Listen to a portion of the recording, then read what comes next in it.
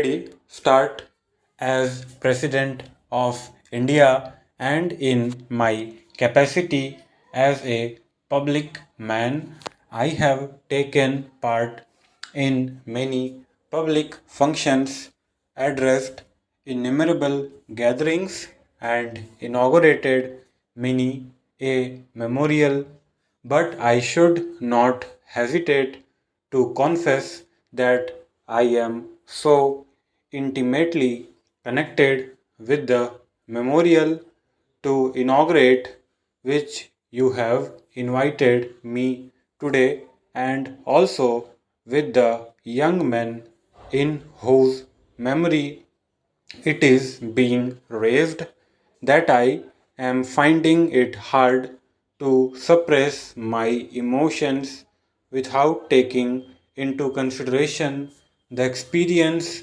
and age of those who participated in the 1942 movement in Bihar.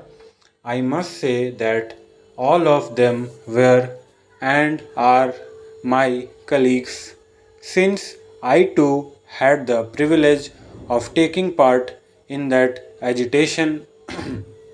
Some of us got an opportunity of working among the people, while some were arrested at the very start of the movement so that their activities remained confined within the four walls of prisons.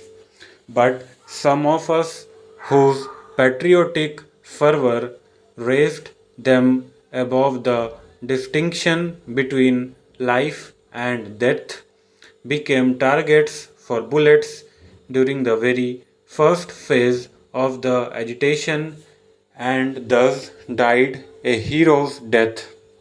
You will agree with me that these persons must be assigned the foremost place among those who have made sacrifices for the cause of the country.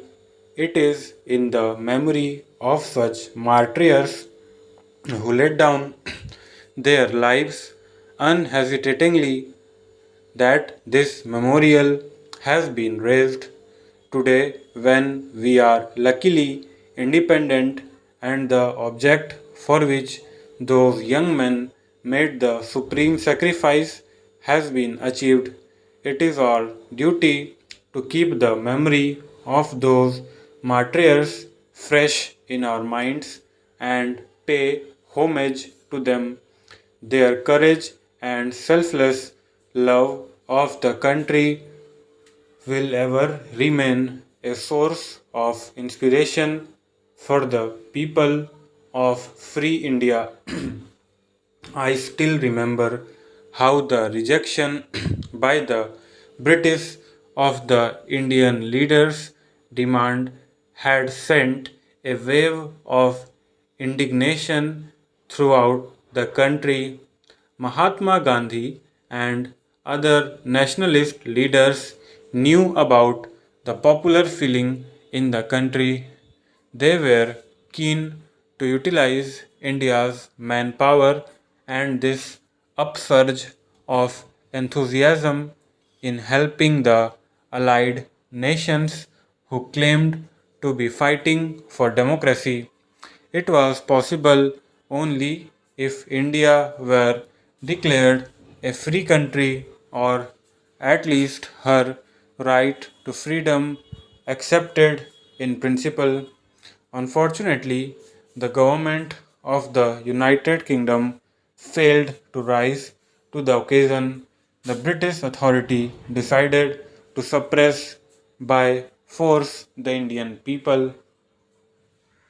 When I review the history of the last 50 years, I feel proud of the part that Bihar has played in the country's struggle for freedom.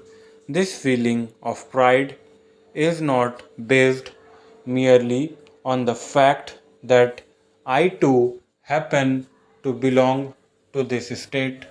The real reason for it is that I have been personally familiar with Bihar's public life and its movements during the half a century, it would be no exaggeration if, in all modesty, I say that my familiarity with Bihar's public life is not that of a distant observer, but of one who has always been close to the political scene as an active participant in the drama of public life as it unfolded itself from time to time.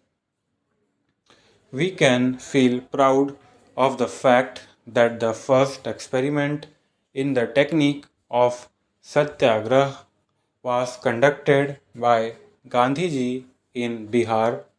To all the subsequent movements and agitations, Bihar made its appropriate contribution, but there was one movement with which Bihar completely identified itself, and that was the campaign of August 1942.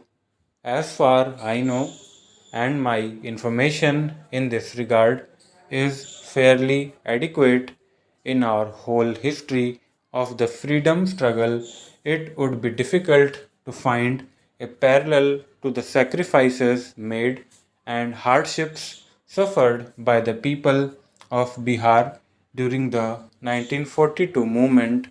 Nevertheless, the basis of that movement was truly national, and whatever Bihar did at that time forms a part of India's history.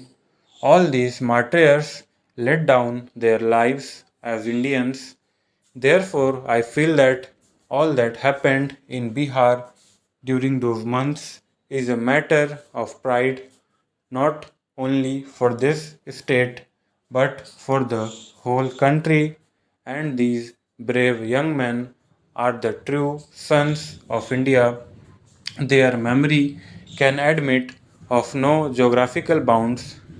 It pervades the whole land of ours.